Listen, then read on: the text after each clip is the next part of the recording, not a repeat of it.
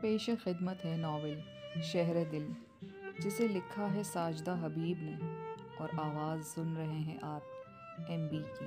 آج کی قسط میں ہم جانیں گے کہ وجاہت محمود سکندر والد صاحب سے اچھی طرح ذلیل ہونے کے بعد اور اپنے دوستوں کی بے وفائی کے بعد آگے کیا لاہ عمل ترتیب دیتے ہیں، اور عالم آرا سے ان کی اگلی ملاقات کس طرح انجام پاتی ہے۔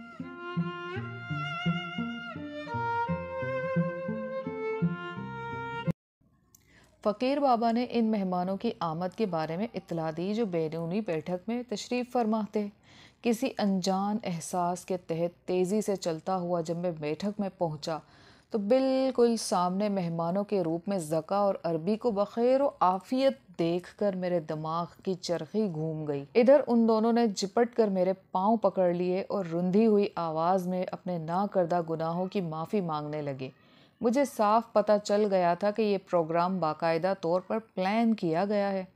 زکا نے تو خالص پھاپا کٹنیوں والے انداز میں میرے گھٹنوں کو ہاتھ لگا لگا کر فریاد کرنی شروع کر دی۔ میرا دل پسیج گیا۔ یہ حقیقت تھی کہ مجھے جیسا امیر باپ کا فرزند دوست ہونے کے ناطے ان دونوں کی سخت ترین مجبوری تھا۔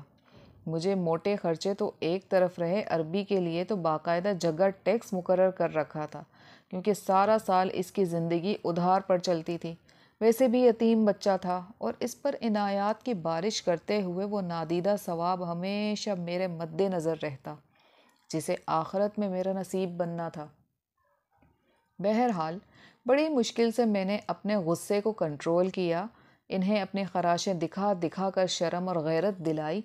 اصل بات تو یہ تھی کہ میں انہیں گزشتہ شام کی کہانی سنانے کے لیے خود بھی بے چین ہی تھا۔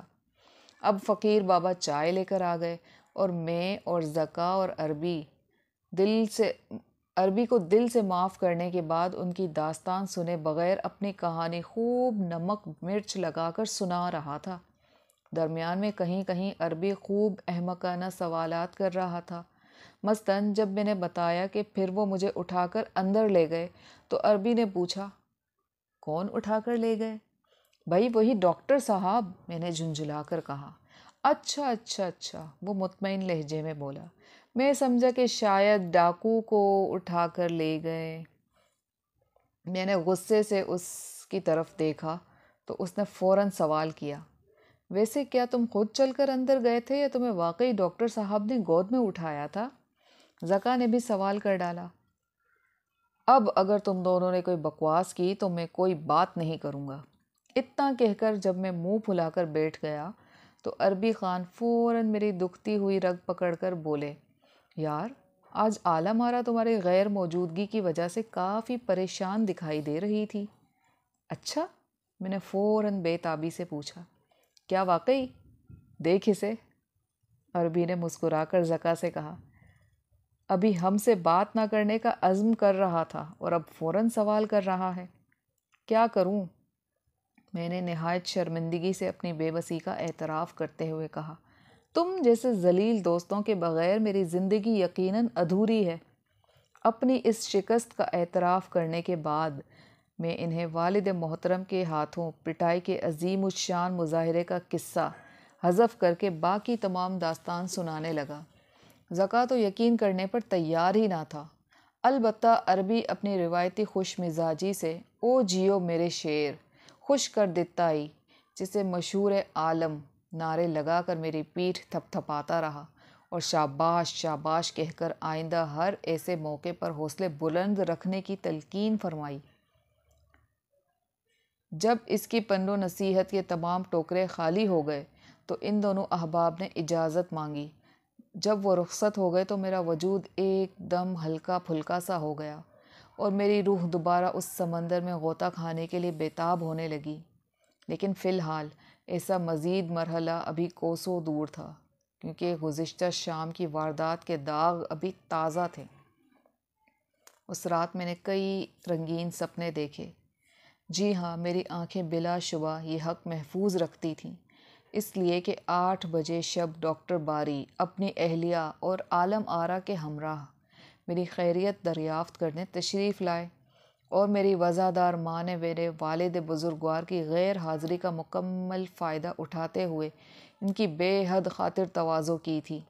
میں دل ہی دل میں اس کا شکر گزار تھا جس چور نے کشمیر ولن ملز کے تیار کردہ 2 کملوں سمیت کئی قیمتی اشیاء ان کے ہاں سے چورا کر اپنے دھوکے میں بلڈوگ کو ہمارے خصوصاً میرے اوپر چھپٹنے کا موقع فراہم کیا۔